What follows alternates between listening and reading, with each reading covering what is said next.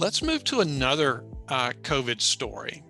So I think most of our viewers are aware that Pfizer CEO Albert Bourla hasn't been shy at all about stating his view that booster doses for COVID-19 vaccines will likely be needed. That's been Pfizer's stance for a while now. But Ugur Sahin, who's CEO of Pfizer's partner BioNTech, told the Wall Street Journal recently that he's not calling for a third booster shot yet. So, Brian, do you think these two CEOs of partner companies are contradicting each other, or is there really more nuance to this story? Yeah, so the problem here is that we really just don't know when people will need a booster shot until we see a lot of cases in COVID-19 in people who were treated early in the vaccination process. And Pfizer's CEO seems to be arguing that there's enough data to say that we've reached that point. And BioNTech's CEO seems to be saying that the government should be making that decision. So it's not exactly polar opposites. Um, Perhaps the implication by BioNTech's CEO is that there isn't enough data to say that yet, but I'm not sure that he's completely going that far. And I tend to agree with BioNTech CEO. It just depends on how conservative you want to be in terms of waiting for the booster shots. I think obviously the more conservative governments are, the more that benefits the companies. So if they want to be really conservative and give the booster shot when they first start seeing cases versus when they see enough cases to justify the booster shot, then that'll obviously benefit both both these companies.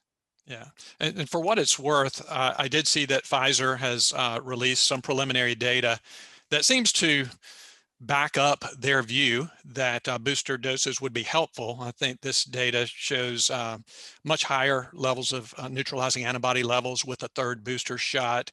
I don't think it's been peer reviewed yet. And so I'm sure they're sharing this with the FDA, and we'll see what happens here. But Brian, let me just get you to make a prediction here. Do you, at this point, do you foresee that Pfizer will win emergency use authorization for a third booster dose before the end of this year? Yeah, I don't. Before the end of this year, probably. I mean, that means I got to file in maybe October, end of October, beginning of November. So I think that's probably a reasonable. That gives them 4 months of additional data. We're definitely seeing breakthrough cases right now. So it's how much breakthrough cases are there, but also what's the severity of those breakthrough cases.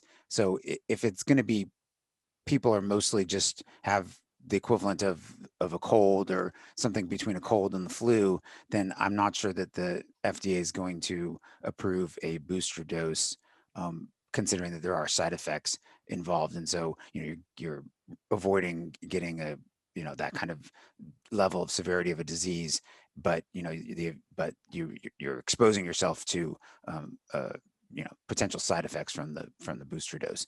So the FDA has to weigh that out, and so it's not only the number of cases that are happening, but also the severity of the cases is going to determine whether the FDA decides to go through with the dose authorization of the booster dose, and when it does. Right. I do think the federal government is getting ready in case. The U.S. government has announced another supply order with Pfizer and BioNTech for 200 million doses. The country doesn't need those extra doses at this point unless booster doses, third shots are going to be given. So I think the U.S. is getting ready just in case that ends up being necessary.